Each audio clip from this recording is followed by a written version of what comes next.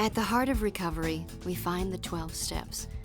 By working the steps and applying them to our daily lives, we learn the key to sobriety. The beauty of recovery is that we don't need to go it alone.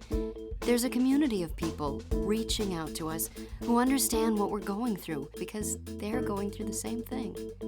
Through 12-step meetings, we discover the insight and support we need to live a new life of recovery.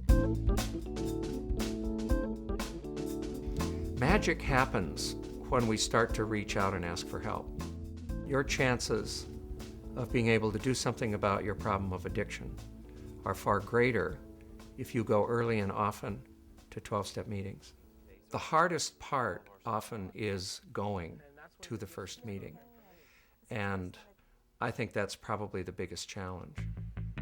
My name is Bart. I've been sober for 23 months, and my first couple of meetings were pretty tough for me. So I remember how scary it was, because it freaked me out the first time I was at a meeting and everybody was repeating the same words at the same time. You know, I'm like, God, what is going on here?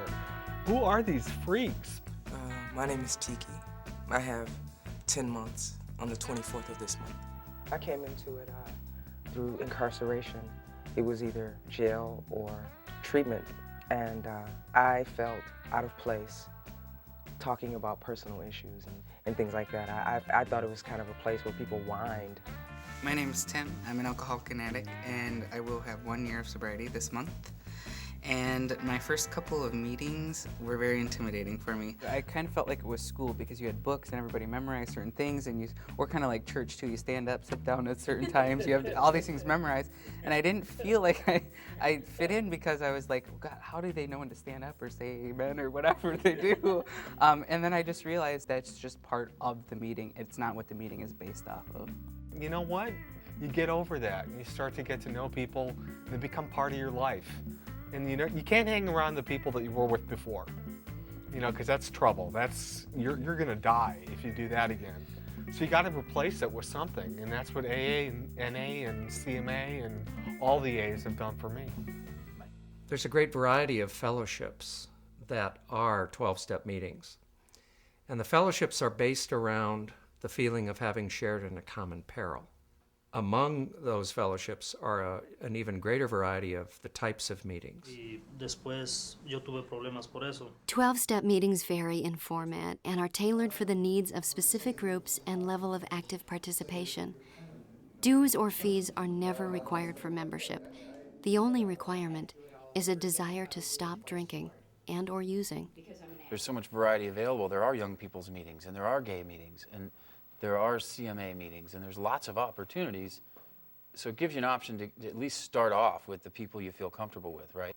But I thought that going to all gay meetings was going to work for me, and I was so scared to go to straight meetings. The idea of meetings being there for the newcomer makes them very accessible, and you can start in the telephone book under Narcotics Anonymous or Alcoholics Anonymous, calling information. The General Service Office of Alcoholics Anonymous World Services has a website, has a number you can call. They will tell you where there are meetings all over the world. They will tell you where there are meetings in your hometown. It turns out that if I can't use, I can't quit, and on my own I can't change, that the solution is going to have to come from something beyond what I can do. And that's what the solution is all about in this program, and it's a spiritual solution. The source of that spirituality is already a part of who I am. The whole world came back, and with more. It was bigger than I'd ever thought possible, and it's pretty amazing.